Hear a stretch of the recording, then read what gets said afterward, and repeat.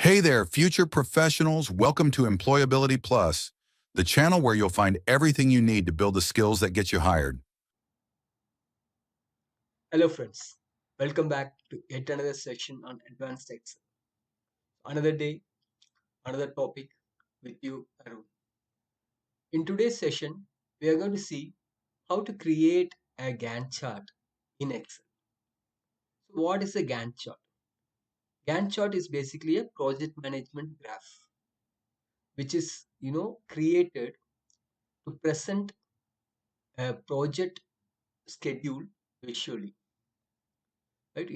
See, if you want to show your project schedule with the start date of the project or ending date of the project along with the duration for every single task, I would say Gantt chart is one of the best solution we have in Excel to visually present. Right? So we are going to see how we can quickly create a Gantt chart in Excel. Right? So I have taken an example here, building a house. It's one of the project, right? For building a house, it's also a project. So we have here various activities which constitute building a house, which are part of that, right? One is like foundation, walls, roof, various activities which we would do, in the process of making a house, right? Building a house.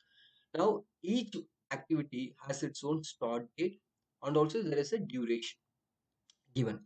Now, for every activity, there's a start date with along with the duration, and you could find here there is no duplication, right? We have specifically kept every task. There is no overlap. So at the end of the first activity, the second task will start basically after the end of the first activity, the next day. So how do we present it in a visually appealing to the viewers basically, right? In this case, we can present it as a text also, in the sense like a table also. But as you know, if you present it in a graph, it will be more appealing to the viewer because it can, they can see it all in one go, right? They can able to visually see it, and pictures speaks thousand words, right? It's a best alternative, for presenting a data. Now, let's see how to create it. We have to go to insert, select the data set, go to insert, go to 2D tool bar, that is the bar chart 2D bar. In that, select the second option, which is stacked bar. I repeat, you have to select the data, go to 2D column, second one, second stacked bar. Click on that. This is step one. Once you have done this one, the step two is, you have seen this one, right? It has come in a reverse order. The activity starts with foundation in reality, but in graph it has started from flooring. Obviously, we would like to have it foundation as the first activity, because when you see it, traditionally we will see from top to bottom. We don't see it from the bottom to top, right? So the second step, what you have to do is right click on the task, format axis, click on categories in reverse order. So now you have seen, I hope you are seeing the task in the proper order, starting with foundation, ending with flooring, right? So this is the second thing what you have done. That the third step. Okay, the third step is, let's remove these ones, the blue ones, right? Because these are the activity line. But other, we got also what we are getting from 5th May. Although the activity starts from 4th, okay, it is starting from the 5th May itself. The what we call the duration. It is showing the entire duration. What we want only the activity duration. So right click on the blue ones, format data series, fill option, no fill. I repeat, right click on the blue option, format data series. Here go to the the fill and line option. There it is no fill. So it will come like this. Now we are almost done with this, but we have few maybe let's say two more steps. The next step what you can do is, you can just select on the axis date which is not appropriate. The reason being, the it starts generally at 1st June and ends on 13th July.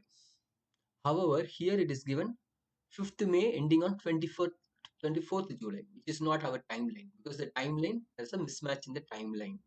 So what we have to do, we have to alter it. So right click here on the date, format axis.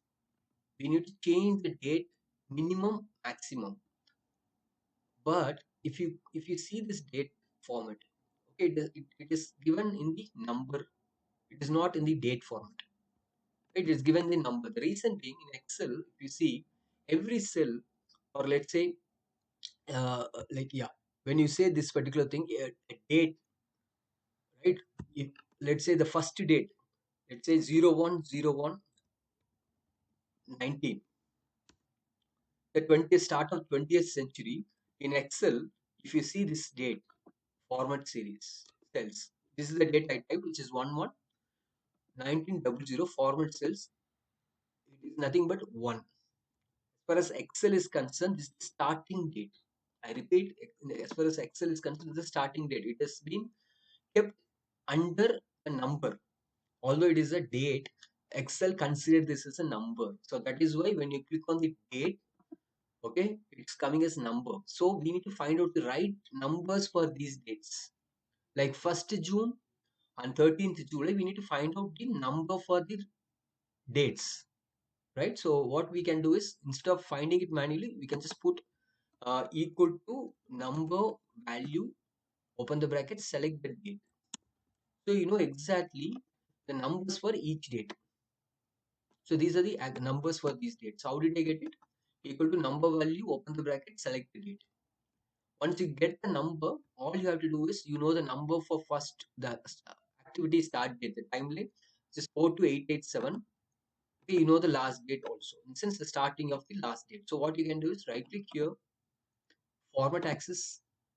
Okay, and you can mention that it starts on 42887 and ends on 42929. You'll get the activity link. So now you know exactly when a first activity starts and ending on when.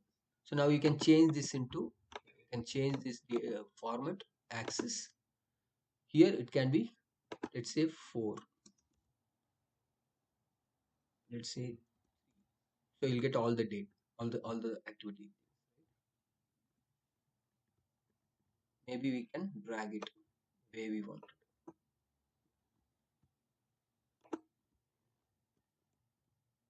For every activity, when it is starting, when it is ending, we can able to see it here.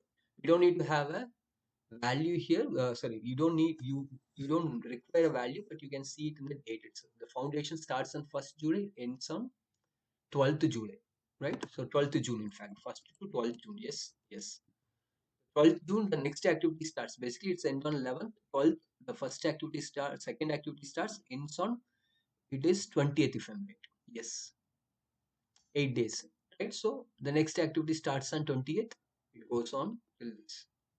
Like this, you can, instead of see it like this, we can change. We can present it visually, and we can even change the colors based on your requirement. Let you know each activity the difference. And this is the best way if we have a timeline to show the various activities, because when you're in a project, it's very important we track the project progress. Tracking the progress of your project is very very important to make course corrections. If you find some activity needs to be fast tracked, or some activities needs to be delayed or something, you need to have a track of the various activities. So the tracker is very important. The status tracker, or you would say that project tracker, is very important. And you will not get a best graph than a Gantt chart in Excel. When you're using an Excel, I think Gantt chart is the best option we have to show or create a Gantt chart. Right? I hope you are clear with the concept how to create a Gantt chart in Excel. Right? Thank you very much. While we started with advanced Excel, you will soon learn about Power BI, social media management, Google Analytics, sales management, job search strategies, and everything else required to enhance employability. So what are you waiting for?